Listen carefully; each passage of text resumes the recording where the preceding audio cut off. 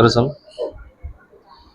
Jawahar Nagar police station येथे motorcycle चोरीचे गुन्हा रजिस्टर झाला होता 3 दिवसापूर्वी। त्या अनुषंगाने माझे विशेष पथकाचे पोलीस हवालदार नागरे, गोरे आणि राठोड यांनी आरोपीचा मागोवा घेऊन एक आरोपी नामे सारंगंदर रामेश्वर पवार, राहणार Ambikanagar, flat number 28, Pisadevi road, Sambhajinagar याला ताब्यात घेतलं।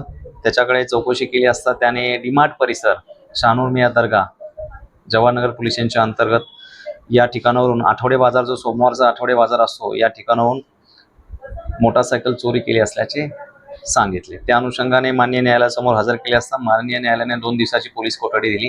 पोलीस कोठडीदरम्यान संशयित इसम जो होता पवार याच्याकडे चौकशी केली असता त्याने आठवडे बाजारातून डीमार्टच्या समोरून दर्गा चौक येथून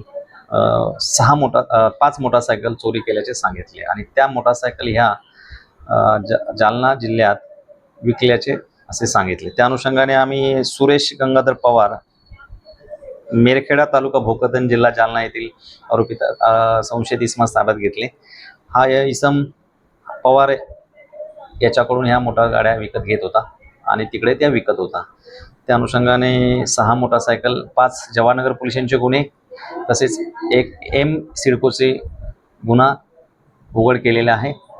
सदरची कारवाई माननीय पोलीस आयुक्त छत्रपती संभाजीनगर यांच्या मार्गदर्शनाखाली, DCP झोन 2 स्वामी सर यांच्या मार्गदर्शनाखाली, सहाय्यक पोलीस आयुक्त उस्मानपूर विभाग रणजित पाटील सर यांच्या मार्गदर्शनाखाली माझ्या टीमने केलेली आहे। धन्यवाद।